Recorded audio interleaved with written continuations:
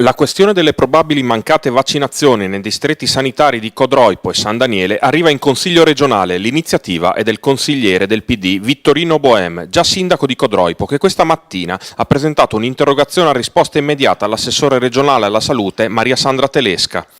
Questa situazione molto grave, molto importante, che tocca la preoccupazione che i genitori hanno rispetto al bene più prezioso, che è la salute dei propri figli. Credo di poter dire che c'è stata una risposta rapida delle istituzioni, lo si è accolto anche dalle affermazioni dell'assessore, in quanto tutti i bambini che non sono stati correttamente vaccinati verranno riprotetti, quindi ci sarà un'attenzione per ogni singolo bambino. C'è stata una rapidità di azione, questo lo si percepisce anche sul territorio.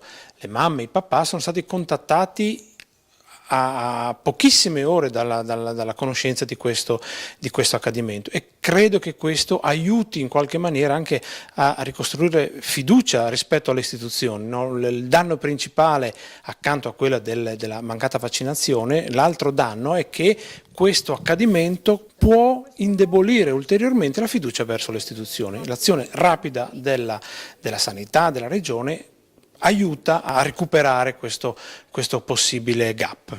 Non aiuta invece lo strascico di polemiche. Sugli avvenimenti importanti che toccano la sensibilità delle persone, ogni tanto corriamo il rischio di trovare degli sciacalli, cioè delle persone che per piccoli tornaconti personali di tipo politico piuttosto che di tipo tecnico agitano le preoccupazioni delle persone non per risolverle ma per lucrarne qualche vantaggio. Purtroppo questo è accaduto anche da qualche amministratore locale, speriamo che siano situazioni molto isolate.